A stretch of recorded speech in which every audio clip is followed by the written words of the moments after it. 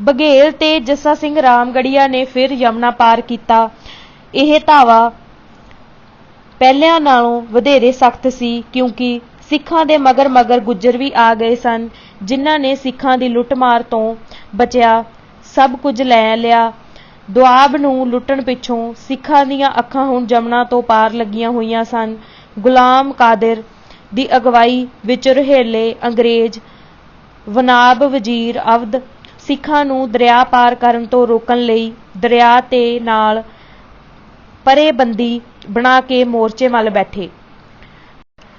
महादजी सिंधिया ने अपनियां फौजां नूं हुक्म दिता कि ओह लुटेरियां नूं कढ देण। पहली ही झड़प विच उस नूं एहसास हो गया कि उस लई लड़ाई लड़न दी थां गलबात वधेरे लाभकारी रहेगी। दिल्ली विच मराठियां दे प्रतिनिध ने वधेरे स्पष्टता नाल कहा, दिल्ली सम्राट दा राज तां शहर विच चलदा है, पर बाहर सारे तां सिख ही मालक हन। सिख मुखिया नाल मरहटिया ने गलबात शुरू की ते मार्च 1785 विच आरजी संधि दियां शर्तां तय हो गईयां। ना तां सिखां नूं मरहटियां ते भरोसा सी ते ना ही मरहटियां नूं सिखां ते। अंग्रेज प्रतिनिध सिखां नूं मरहटियां नाल गलबात तोड़ देण लई उकसा रहे सन। सिख मुखी इस नतीजे ते पहुंचे कि अंग्रेज उन्हां नाल गलबात करना चाहुंदे हन ते उन्हां ने फिर संधि दियां शर्तां पेश कीतियां। गवर्नर जनरल ने कहा कि असीं उन्हां दे अगे वधण विच रोक नहीं बनांगे ते ना ही असीं उन्हां नाल उस समय बहुता मेल ही रखांगे जद तक सानू यह यकीन ना हो जावे कि महादजी सिंधिया दे इरादे वैर भाव वाले हन। सिखां दा अंग्रेजां प्रति सबर खत्म हो गया ते उन्हां ने महादजी सिंधिया नाल 9 मई 1785 नूं संधि कर लई। उन्हां ने मरहटियां नूं 5000 सैनिकां दी पलटन देण लई सहमति प्रगट कीती ते 10 लाख रुपए दी जगीर बदले राखी लैण दा अधिकार त्याग दिता। शर्तां अनुसार 5000 घोड़सवार मरहटियां दी फौज विच शामिल हो गए, पर मरहटियां नूं तुरंत ही उन्हां ते जसूसी करन दा शक हो गया। एक मराठा चिट्ठी विच लिखिया है, सिख विश्वासघाती हन। साडियां फौजां विच 2 महीने रह के उन्हां ने साडियां फौजां दी पूरी जानकारी प्राप्त कर लई है। शक दे माहौल ने संधि नूं नकारा कर दिता ते दोहां धिरां ने इस नूं भुला दिता। दसंबर 1785 मरहट्टा फौज पटियाला दे राजे अते सिंहपुरिया नेता दी लड़ाई विच मुदाखलत करन लई आई। सिख घोड़सवार जमुना पार दे इलाके तो राखी उघरा रहे सन। यह काम अगले साल विच दोहराया गया, जदों मालवे दे सब तो गुंडे ते हथियारे सरदार भंगा सिंह थानेसर ने मेरठ ते हापड़ सने कई शहरां तो कर उघराया। 1787 ईस्वी दी वरखा रुत विच बघेल सिंह अधीन एक होर दल ने गुलाम कादर रोहेले नाल मिल के आगरा ते दिल्ली विचकारले बादशाही इलाके नूं लुटिया। सिखां दी सहायता नाल गुलाम कादर शाही राजधानी विच दाखिल होया ते शहर विच अंधाधुंध लुट मार के कहर मचा दिता ते बादशाह शाह आलम नूं 10 अगस्त 1788 ईस्वी नूं अन्ना कर दिता। गंगा जमुना दुआब उपर अधिकार करन लई संघर्ष 6 साल जारी रहा। सिखां ने कई बार गंगा दरिया पार किया ते अंग्रेजी रखिया दलां नाल टक्कर लई। जनवरी 1791 ईस्वी विच थानेसर दे सरदार भंगा सिंह ने एक अंग्रेज अफसर लैफ्टिनेंट करनल स्टूअर्ट नूं गिरफ्तार कर लिया ते उस दी सरकार पासों 60,000 रुपए रिहाई वास्ते मुआवजा प्राप्त किया। फरवरी 1794 विच महादजी सिंधिया दी मौत नाल सिखां दे हमले पहलां नालों भी व्यापक ते दूर दराज तक होण लगे। सिखां दा विस्तार पूरब विच 1795 नूं सब तो दरेडी सीमा तक हो गया। उस पिछों मरहटियां ने सिखां दे हमलिਆਂ नूं केवल रोकिया ही नहीं, सगों उन्हां नूं अपनी मातभूमि मालवा वल धक्क दिता। जनरल पैरों जो उत्तर विच मरहट्टा फौज दा कमांडर सी, उस तो मलवई सरदारां ने अपनियां शर्तां मनवाईयां ते सिखां विच इतनी ना इतफाकी हो गई सी कि उन्हां ने एक अंग्रेज ਸਾਹਸੀ ਜਾਰਜ ਥਾਮਸ ਨੂੰ, ਜਿਸ ਨੇ ਹਾਂਸੀ ਵਿੱਚ ਆਪਣੀ ਰਿਆਸਤ ਕਾਇਮ ਕਰ ਲਈ ਸੀ, ਬੜੀ ਮੁਸ਼ਕਿਲ ਨਾਲ ਸਿੱਖ ਇਲਾਕੇ ਵਿੱਚੋਂ ਕੱਢਿਆ। ਪੈਰੋਂ ਤੇ ਜਾਰਜ ਥਾਮਸ ਦੀ ਕਾਮਯਾਬੀ ਦਰਸਾਉਂਦੀ ਹੈ ਕਿ ਸਤਲੁਜ ਦੇ ਦੱਖਣ ਵੱਲ ਦੇ ਸਿੱਖ ਸਰਦਾਰ ਕਿਤਨੇ ਕਮਜ਼ੋਰ ਤੇ ਬੇਬਸ ਹੋ ਗਏ ਸਨ। ਮਾਲਵੇ ਵਾਂਗ ਮਾਝੇ ਵਿੱਚ ਵੀ ਮਿਸਲਾਂ ਵਿੱਚ ਝਗੜੇ ਦਾ ਮੁੱਖ ਕਾਰਨ ਵਿਦੇਸ਼ੀ ਦਬਾਅ ਦੀ ਢਿੱਲ ਤੇ ਲੁੱਟਮਾਰ ਦਾ ਮੋਹ ਸੀ। ਉੱਤਰ ਦੇ ਪਹਾੜੀ ਇਲਾਕੇ ਅਬਦਾਲੀ ਦੀ ਲੁੱਟ ਤੋਂ ਬਚ ਗਏ ਸਨ। ਵਪਾਰੀ ਆਪਣੇ ਗੁਦਾਮ ਤੇ ਮਾਲ ਦੇ ਭੰਡਾਰ ਮੈਦਾਨਾਂ ਚੋਂ ਪਹਾੜੀ ਇਲਾਕਿਆਂ ਵਿੱਚ ਲੈ ਗਏ ਸਨ ਤੇ ਕਾਫਲੇ ਵੀ ਪਹਾੜੀ ਤਲਹੱਟੀ ਵੱਲ ਦੀ ਲੰਘਣ ਲੱਗੇ। ਪਹਾੜੀ ਰਿਆਸਤ ਚੋਂ ਅਮੀਰ ਜੰਮੂ ਦੀ ਰਿਆਸਤ ਸੀ ਤੇ ਜੰਮੂ ਦੀ ਦੌਲਤ ਹੀ ਸਿੱਖ ਸਰਦਾਰਾਂ ਦੀ ਤਬਾਹੀ ਦਾ ਕਾਰਨ ਬਣੀ।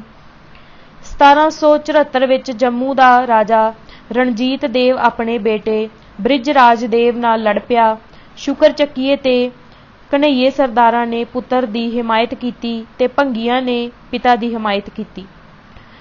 ਜੋ ਮੁੱਠਭੇੜ ਹੋਈ ਉਸ ਵਿੱਚ ਇੱਕ ਦੁਰਘਟਨਾ ਕਾਰਨ ਚੜ੍ਹਤ ਸਿੰਘ ਸ਼ੁਕਰਚੱਕ ਮਾਰਿਆ ਗਿਆ ਤੇ ਝੰਡਾ ਸਿੰਘ ਨੂੰ ਜੈ ਸਿੰਘ ਕਨ੍ਹਈਆ ਨੇ ਪੈਸੇ ਦੇ ਕੇ ਇੱਕ ਕਾਤਲ ਤੋਂ ਮਰਵਾ ਦਿੱਤਾ।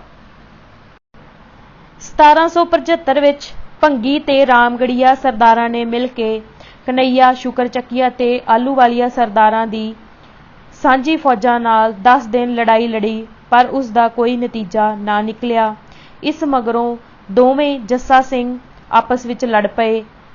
ਪਹਿਲਾਂ ਤਾਂ ਆਹਲੂਵਾਲੀਆ ਨੇ ਰਾਮਗੜੀਆ ਨੂੰ ਹਰਾ ਦਿੱਤਾ ਤੇ ਉਸ ਨੂੰ ਜ਼ਖਮੀ ਕਰ ਦਿੱਤਾ। 1 ਸਾਲ ਮਗਰੋਂ ਰਾਮਗੜੀਆ ਨੇ ਆਹਲੂਵਾਲੀਆ ਨੂੰ ਗ੍ਰਿਫਤਾਰ ਕਰਕੇ ਬਦਲਾ ਲੈ ਲਿਆ ਤੇ ਮਗਰੋਂ ਫਰਾਖ ਦਿਲੀ ਵਿਖਾ ਕੇ ਉਸ ਨੂੰ ਰਿਹਾ ਕਰ ਦਿੱਤਾ। ਕਿਸੇ ਸਮੇਂ ਦਲ ਖਾਲਸਾ ਦੇ ਸਰਵੋਤਮ ਨੇਤਾ ਨੂੰ ਰਾਮਗੜੀਆ ਸਰਦਾਰਾਂ ਨੂੰ ਮਾਝੇ ਚੋਂ ਕੱਢਣ ਲਈ ਜੈ ਸਿੰਘ ਕਨ੍ਹਈਆ ਦੀ ਸਹਾਇਤਾ ਲੈਣੀ ਪਈ। ਰਾਮਗੜੀਆ ਹਿਸਾਰ ਵੱਲ ਚਲੇ ਗਏ ਤੇ ਮਾਲਵੇ ਦੀ ਉਸ ਤਰ੍ਹਾਂ ਹੀ ਹਿੰਸਕ ਤੇ ਮੂਰਖਤਾ ਭਰੀ ਰਾਜਨੀਤੀ ਵਿੱਚ ਹਿੱਸਾ ਲੈਣ ਲੱਗੇ।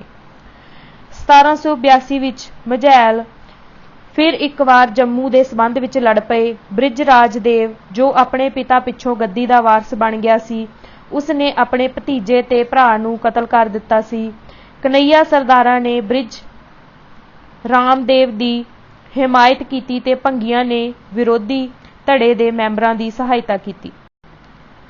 ਮਗਰੋਂ ਦੋਵੇਂ ਮਿਸਲਾਂ ਬ੍ਰਿਜ ਰਾਜਦੇਵ ਨੂੰ ਲੁੱਟਣ ਦੇ ਮਨੋਰਥ ਨਾਲ ਇਕੱਠੀਆਂ ਹੋ ਗਈਆਂ।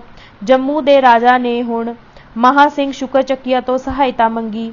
ਮਹਾਂ ਸਿੰਘ ਨੇ ਪਹਿਲਾਂ ਤਾਂ ਬ੍ਰਿਜ ਰਾਜਦੇਵ ਦੀ ਸਹਾਇਤਾ ਕੀਤੀ, ਫਿਰ ਉਸ ਨੇ ਆਪ ਸ਼ਹਿਰ ਲੁੱਟਣਾ ਸ਼ੁਰੂ ਕਰ ਦਿੱਤਾ। ਮਿਸਲਾਂ ਦੀ ਇੱਕ ਹੋਰ ਗੁੱਟਬੰਦੀ ਹੋ ਗਈ। ਸ਼ੁਕਰਚੱਕੀਆ ਨੇ ਰਾਮਗੜੀਆ ਨੂੰ ਫਿਰ ਮਾਝੇ ਵਿੱਚ ਵਾਪਸ ਬੁਲਾ ਲਿਆ ਤੇ ਦੋਹਾਂ ਮਿਸਲਾਂ ਨੇ ਕਟੋਚ ਰਾਜਪੂਤਾਂ ਨੂੰ ਨਾਲ ਲੈ ਕੇ ਕਨ੍ਹਈਆ ਨਾਲ ਲੜਾਈ ਲੜੀ।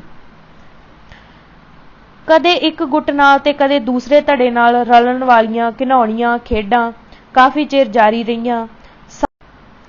ਸਭ ਤੋਂ ਵਧੇਰੇ ਚਤਰ ਤੇ ਨਿਪੁੰਨ ਸਾਜ਼ਿਸ਼ੀ ਮਹਾਂ ਸਿੰਘ ਸ਼ੁਕਰਚੱਕ ਸੀ।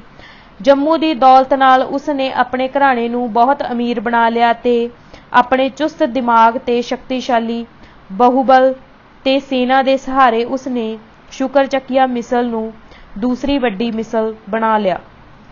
ਉਹ ਭੰਗੀਆਂ ਨੂੰ ਜਿੱਤਣ ਹੀ ਵਾਲਾ ਸੀ ਜਦ ਬੇਵਕਤੀ ਮੌਤ ਨੇ 1792 ਈਸਵੀ ਵਿੱਚ ਉਸ ਦੀ ਜੀਵਨ ਲੀਲਾ ਤੇ ਜਿੱਤਾਂ ਦਾ ਕਾਰਜ ਸਮਾਪਤ ਕਰ ਦਿੱਤਾ। ਜੇ ਖਾਲਸੇ ਦੀ ਸਿਰਜਣਾ ਦੇ ਮਗਰੋਂ 9 ਸਾਲਾਂ ਦਾ ਵਹੀ ਖਾਤਾ ਤਿਆਰ ਕਰਨਾ ਹੋਵੇ ਤਾਂ ਪ੍ਰਾਪਤੀ ਵਾਲੇ ਖਾਨੇ ਵਿੱਚ ਸਭ ਤੋਂ ਮਹੱਤਵਪੂਰਨ ਪ੍ਰਾਪਤੀ ਪੰਜਾਬੀ ਰਾਸ਼ਟਰਵਾਦ ਦੀ ਪੁਨਰ ਸੁਰਜੀਤ ਦਾ ਇੰਦਰਾਜ ਹੋਵੇਗਾ, ਜਿਸ ਨੂੰ ਬੰਦੇ ਨੇ ਖਤਮ ਕਰ ਦਿੱਤਾ ਸੀ। ਨਵਾਬ ਕਪੂਰ ਸਿੰਘ, ਜੱਸਾ ਸਿੰਘ ਆਹਲੂਵਾਲੀਆ ਤੇ ਭੰਗੀ ਸਰਦਾਰਾਂ ਨੇ ਨਾ ਕੇਵਲ ਖਾਲਸਾ ਰਾਸ਼ਟਰ ਮੰਡਲ ਦੀ ਸਿਰਜਣਾ ਹੀ ਕੀਤੀ, ਸਗੋਂ ਮੁਸਲਮਾਨ ਕਿਸਾਨਾਂ ਦਾ ਭਰੋਸਾ ਵੀ ਜਿੱਤਿਆ ਸੀ। ਇਸ ਦਾ ਸਿਹਰਾ ਸਿੱਖ ਨੇਤਾਵਾਂ ਦੇ ਸਿਰ ਵੀ ਹੈ ਅਤੇ ਈਰਾਨੀ ਤੇ ਅਫਗਾਨ ਹਮਲਾਵਰਾਂ ਤੇ ਉਹਨਾਂ ਦੇ ਮੁਗਲ ਸਹਿਯੋਗੀਆਂ ਨੂੰ ਸਿੱਖਾਂ ਦੇ ਡਰ ਕਾਰਨ ਵੀ ਕਿਹਾ ਜਾਂਦਾ ਹੈ। ਇਨ੍ਹਾਂ ਔਂਕੜਾਂ ਭਰੇ ਸਾਲਾਂ ਵਿੱਚ ਸਿੱਖਾਂ ਨੇ ਕੇਵਲ ਹਮਲਾਵਰਾਂ ਵਿਰੁੱਧ ਦੇਸ਼ ਦੀ ਅਗਵਾਈ ਹੀ ਨਹੀਂ ਕੀਤੀ, ਸਗੋਂ ਅਚੇਤ ਹੀ ਇਹ ਧਾਰਨਾ ਪੈਦਾ ਕਰ ਦਿੱਤੀ ਕਿ ਪੰਜਾਬ ਦਾ ਵਧੇਰੇ ਭਲਾ ਹੋਵੇਗਾ ਜੇਕਰ ਇਹ ਕਾਬਲ ਦੀ ਹਕੂਮਤ ਜਾਂ ਮੁਗਲ ਸਾਮਰਾਜ ਦਾ ਅੰਗ ਬਣਨ ਨਾਲੋਂ ਪੰਜਾਬੀਆਂ ਦੇ ਅਧੀਨ ਹੀ ਹੋਵੇ। ਵਹੀ ਖਾਤੇ ਦੇ ਘਾਟੇ ਵਾਲੇ ਪਾਸੇ ਇਹ ਗੱਲ ਦਰਜ ਕੀਤੀ ਜਾਵੇਗੀ ਕਿ ਮਿਸਲਾਂ ਦੀ ਇਤਨੀ ਗਿਰਾਵਟ ਹੋ ਗਈ ਸੀ ਕਿ ਉਹ ਸੁਤੰਤਰਤਾ ਸੰਗਰਾਮ ਦੇ ਦਲ ਬਣਨ ਦੀ ਥਾਂ ਲੁਟੇਰਿਆਂ ਦੇ ਗਿਰੋਹ ਬਣ ਗਏ। ਜਦੋਂ ਉਹ ਆਪਸ ਵਿੱਚ ਲੜਨ ਲੱਗੇ ਤਾਂ ਪੰਜਾਬ ਵਿੱਚ ਅਰਾਜਕਤਾ ਫੈਲ ਗਈ। ਇਹ ਹੁਣ ਸਾਫ਼ ਹੀ ਦਿਸਣ ਲੱਗ ਪਿਆ ਸੀ ਕਿ ਮਿਸਲਾਂ ਦਾ ਵਕਤ ਲੰਘ ਗਿਆ ਸੀ ਤੇ ਜੇ ਪੰਜਾਬ ਨੇ ਸੁਤੰਤਰ ਰਹਿਣਾ ਸੀ ਤਾਂ ਇਹ ਇੱਕ ਵਿਅਕਤੀ ਦੇ ਅਧੀਨ ਇੱਕ ਮੁੱਠ ਰਹੇ ਜਿਸ ਦੇ ਵਿੱਚ ਮਿਸਲਾਂ ਨੂੰ ਖਤਮ ਕਰ ਦੇਣ ਦੀ ਤਾਕਤ ਵੀ ਹੋਵੇ ਤੇ ਇੱਕ ਅਜਿਹਾ ਰਾਜ ਕਾਇਮ ਕਰਨ ਦੀ ਨੀਝ ਤੇ ਸੂਝ ਵੀ ਹੋਵੇ ਜਿਸ ਨੂੰ ਸਾਰੇ ਪੰਜਾਬੀ, ਮੁਸਲਮਾਨ, ਹਿੰਦੂ ਤੇ ਸਿੱਖ ਆਪਣਾ ਰਾਜ ਕਹਿ ਸਕਣ। ਇਹ ਵਿਸ਼ਲੇਸ਼ਣ ਇੱਕ ਅੰਗਰੇਜ਼ੀ ਯਾਤਰੀ ਫੋਰਸਟਰ ਨੇ 1787 ਵਿੱਚ ਕੀਤਾ ਜਦੋਂ ਉਸਨੇ ਲਿਖਿਆ ਸੀ, ਜੇ ਭਵਿੱਖ ਵਿੱਚ ਸਿੱਖਾਂ ਨੂੰ ਆਪਣੇ ਰਾਜ ਤੇ ਧਰਮ ਨੂੰ ਸਥਿਰ ਰੱਖਣ ਲਈ ਸਾਂਝੇ ਯਤਨ ਦੀ ਲੋੜ ਹੋਈ ਤਾਂ ਹੀ ਹੋ ਸਕਦਾ ਹੈ ਕਿ ਅਸੀਂ ਕੋਈ ਅਜਿਹਾ ਵੱਡੇ ਮਨਸੂਬਿਆਂ ਵਾਲਾ ਸਰਦਾਰ ਵੇਖ ਸਕੀਏ ਜੋ ਆਪਣੇ ਸਾਥੀਆਂ ਦੀ ਸ਼ਕਤੀ ਨੂੰ ਸਮਾਪਤ ਕਰਕੇ ਆਪਣੀ ਯੋਗਤਾ ਤੇ ਸਫਲਤਾ ਨਾਲ ਸਿੱਖ ਸੰਘ ਦੇ ਖੰਡਰਾਂ ਉੱਤੇ ਰਾਜਤੰਤਰ ਸਥਾਪਿਤ ਕਰ ਲਵੇ। ਇਹ ਭਵਿੱਖਬਾਣੀ ਵਰਗੇ ਸ਼ਬਦ ਉਸ ਸਮੇਂ ਲਿਖੇ ਗਏ ਸਨ ਜਦੋਂ ਸ਼ੁਕਰਚੱਕੀਆ ਮਿਸਲ ਦੇ ਰਣਜੀਤ ਸਿੰਘ ਦੀ ਉਮਰ ਸਿਰਫ 3 ਸਾਲ ਦੀ ਸੀ। ਭਾਗ ਤੀਜਾ, ਪੰਜਾਬ ਦਾ ਰਾਜਤੰਤਰ ਤੇ ਸਾਮਰਾਜ। ਕਾਂਡ 10ਵਾਂ, ਸ਼ੁਕਰਚੱਕੀਆ ਮਿਸਲ ਦੀ ਚੜ੍ਹਤਲ। ਉਹ ਵਿਅਕਤੀ ਜਿਸ ਨੇ ਲੜ ਰਹੀਆਂ ਮਿਸਲਾਂ ਨੂੰ ਖਤਮ ਕੀਤਾ, ਇੱਕ ਰੂਪ ਬਾਦਸ਼ਾਹਤ ਦਾ ਨਿਰਮਾਣ ਕਰਨ ਲਈ ਖੇਤਰੀ ਕੌਮ ਪ੍ਰਸਤੀ ਦੀ ਚੇਤਨਾ ਨੂੰ ਉਤਸ਼ਾਹਿਤ ਕੀਤਾ ਤੇ ਪੰਜਾਬੀਆਂ ਦੀ ਚੰਚਲ ਤੇ ਬੇਬਲ ਸ਼ਕਤੀ ਨੂੰ ਗੁਆਂਢੀ ਮੁਲਕਾਂ ਉੱਤੇ ਜਿੱਤ ਪ੍ਰਾਪਤ ਕਰਨ ਲਈ ਸੇਧ ਦੇ ਕੇ ਵਰਤਿਆ, ਉਹ ਰਣਜੀਤ ਸਿੰਘ ਸੀ। ਉਸ ਦਾ ਜਨਮ 13 ਨਵੰਬਰ 1780 ਈਸਵੀ ਨੂੰ ਹੋਇਆ। ਸ਼ੁਕਰਚੱਕੀਆ ਦੀ ਖੁਸ਼ਹਾਲੀ ਤੇ ਖੁਸ਼ਨਸੀਬੀ ਦੀ ਨੀਂਹ ਬੁੱਧ ਸਿੰਘ ਨਾਮ ਦੇ ਇੱਕ ਵਿਅਕਤੀ ਨੇ ਰੱਖੀ ਸੀ, ਜਿਸ ਬਾਰੇ ਕਿਹਾ ਜਾਂਦਾ ਸੀ ਕਿ ਉਸ ਨੇ ਗੁਰੂ ਗੋਬਿੰਦ ਸਿੰਘ ਤੋਂ ਖੰਡੇ ਦੀ ਪਹੁਲ ਲਈ। ਬੁੱਧ ਸਿੰਘ 1718 ਈਸਵੀ ਵਿੱਚ ਮਰ ਗਿਆ ਤੇ ਆਪਣੇ ਪੁੱਤਰਾਂ ਲਈ ਆਪਣੇ ਕੁਝ ਪਿੰਡਾਂ ਤੋਂ ਬਿਨਾਂ ਗੁਆਂਢ ਦੇ ਕਈ ਪਿੰਡ ਵੀ ਛੱਡ ਗਿਆ ਜੋ ਨਿਸ਼ਚਿਤ ਰਾਖੀ ਕਰ ਦਿੰਦੇ ਸਨ।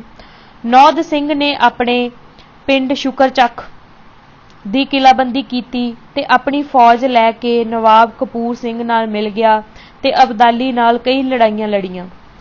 ਜਦੋਂ ਅਫਗਾਨ ਪਿੱਛੇ ਹਟ ਗਏ ਤਾਂ ਸਿੰਘਪੁਰੀਆ ਤੇ ਸ਼ੁਕਰਚੱਕੀਆ ਨੇ ਰਾਵੀ ਤੇ ਜੇਹਲਮ ਦੇ ਵਿਚਕਾਰਲੇ ਇਲਾਕੇ ਤੇ ਅਧਿਕਾਰ ਕਰ ਲਿਆ। ਨੌਦ ਸਿੰਘ ਇੱਕ ਮੁੱਠਭੇੜ ਵਿੱਚ 1752 ਈਸਵੀ ਨੂੰ ਮਾਰਿਆ ਗਿਆ। ਚੜ੍ਹਤ ਸਿੰਘ ਜੋ ਨੌਦ ਸਿੰਘ ਦੇ 4 ਪੁੱਤਰਾਂ ਵਿੱਚ ਸਭ ਤੋਂ ਵੱਡਾ ਸੀ, ਉਸਨੇ ਆਪਣਾ ਰਿਹਾਇਸ਼ੀ ਟਿਕਾਣਾ ਗੁਜਰਾਂਵਾਲੇ ਬਦਲ ਲਿਆ। ਕਿਲਾਬੰਦੀ ਕਰਕੇ ਬੜੀ ਸਫਲਤਾਪੂਰਵਕ ਲਾਹੌਰ ਦੇ ਅਫਗਾਨ ਸੂਬੇਦਾਰ ਦੇ ਹਮਲੇ ਤੋਂ ਇਸ ਦੀ ਰੱਖਿਆ ਕੀਤੀ। ਅਬਦਾਲੀ ਨੇ ਕਿਲੇ ਨੂੰ ਢਾਹ ਦਿੱਤਾ, ਪਰ ਅਫਗਾਨ ਦੇ ਵਾਪਸ ਚਲੇ ਜਾਣ ਪਿੱਛੋਂ ਉਸਨੇ ਕਿਲਾ ਮੁੜ ਕੇ ਬਣਾ ਲਿਆ ਤੇ ਆਪਣੇ ਪਹਿਲੇ ਇਲਾਕੇ ਤੇ ਮੁੜ ਕੇ ਅਧਿਕਾਰ ਕਰ ਲਿਆ। ਚੜ੍ਹਤ ਸਿੰਘ ਦਾ ਆਖਰੀ ਹੱਲਾ ਜੰਮੂ ਦੇ ਰਾਜੇ ਦੇ ਇਲਾਕੇ ਉੱਪਰ ਸੀ, ਜਿੱਥੇ ਉਹਦੇ ਹੱਥ ਵਿੱਚ ਤੋੜੇਦਾਰ ਬੰਦੂਕ ਚੱਲਣ ਨਾਲ ਘਾਤਕ ਤੌਰ ਤੇ ਜ਼ਖਮੀ ਹੋਣ ਨਾਲ ਉਸਦੀ ਮੌਤ ਹੋ ਗਈ। ਚੜ੍ਹਤ ਸਿੰਘ ਦਾ ਲੜਕਾ ਆਪਣੇ ਪਿਤਾ ਵਾਂਗ ਹੀ ਦਲੇਰ ਤੇ ਅਭਿਲਾਸ਼ੀ ਸੀ। ਉਸਨੇ ਜੀਂਦ ਦੇ ਰਾਜੇ ਗੁਪਤ ਸਿੰਘ ਦੀ ਲੜਕੀ ਨਾਲ ਵਿਆਹ ਕਰਵਾ ਲਿਆ ਤੇ ਇਸ ਤਰ੍ਹਾਂ ਸਿੱਖਾਂ ਵਿੱਚ ਆਪਣੀ ਤਾਕਤ ਮਜ਼ਬੂਤ ਕਰ ਲਈ। ਉਸਨੇ ਆਪਣਾ ਇਲਾਕਾ ਗੁਜਰਾਂਵਾਲੇ ਦੇ ਉੱਤਰ ਤੇ ਉੱਤਰ ਪੱਛਮ ਵੱਲ ਵਧਾਇਆ ਤੇ ਉਸ ਖੇਤਰ ਦੇ ਮੁਸਲਮਾਨ ਕਬੀਲਿਆਂ ਤੋਂ ਖਿਰਾਜ ਪ੍ਰਾਪਤ ਕੀਤਾ। ਥੋੜੇ ਹੀ ਸਮੇਂ ਵਿੱਚ ਉਸਨੇ ਆਪਣੀ ਮੁਕਾਬਲਤਨ ਘੱਟ ਪ੍ਰਸਿੱਧੀ ਵਾਲੀ ਮਿਸਾਲ ਨੂੰ ਸਿੱਖ ਮਿਸਲਾਂ ਦੇ ਸੰਘ ਵਿੱਚ ਆਗੂ ਤੇ ਮੋਹਰੀ ਮਿਸਲ ਵਿੱਚ ਖੜਾ ਕੀਤਾ।